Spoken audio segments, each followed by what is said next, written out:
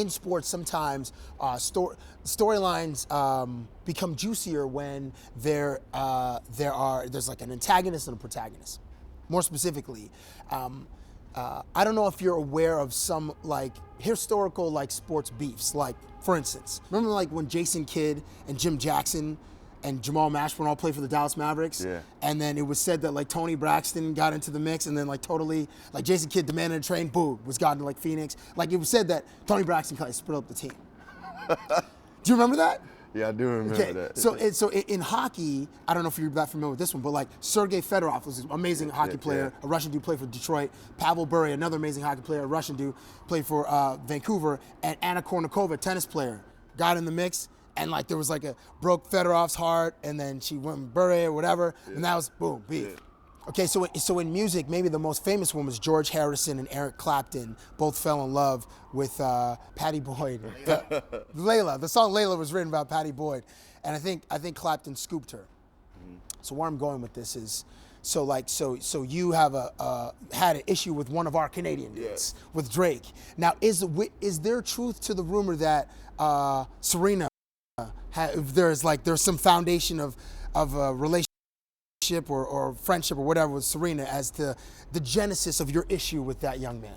Nah, it wasn't about Serena. It was more, I mean, first of all, that is a past situation. The battle is over. It's all love. Okay. Nah, it was more based on the fact that I felt like Drake was taking a couple of shots at me and saying a couple of things that I felt like were towards me.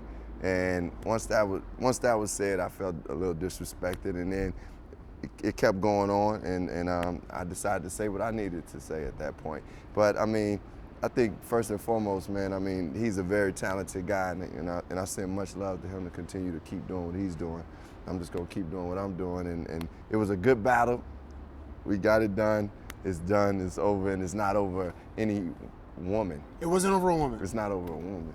Because that like dudes fight over women. I mean, like, that's true. That's true. It's like I've heard it said like the two ways to get killed in this world is over woman or money. Yeah, I mean those are two things that start wars. I will say that. yeah. Helen of Troy. But I mean, I think I also have to understand that like for me, I'm a single man, so a woman one of my ex-girls, I can't really sit up there and worry about every guy that she may be seeing or dating. That's just like, you got to move on at a certain point, Yeah, fair enough. Okay, so wait, so did you and Drake talk at the Grammys? Yeah, we had a talk, we had a conversation. It was like face to face, not like this? No, it was face to face, man to man. It was a positive thing. It was a good conversation.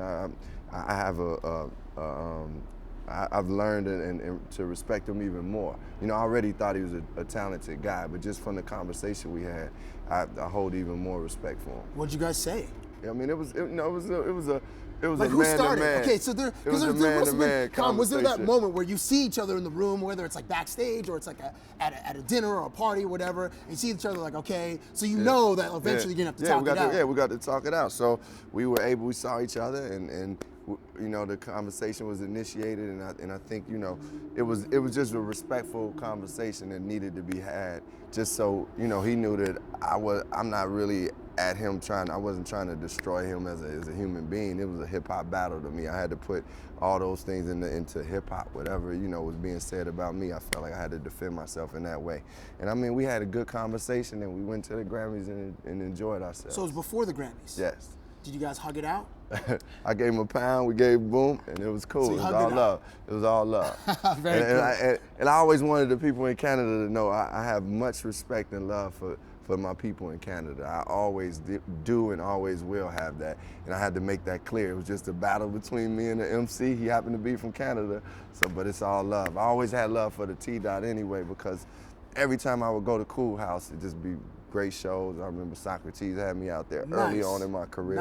Nice. So much love. How quickly were you aware of it? That once you said the words "Canada Dry" in that remix, was it Still Scheming or whatever? Stay Scheming. Yeah. That on Twitter, like it blew up. Yeah. I mean, I didn't think it would go like that, but it did.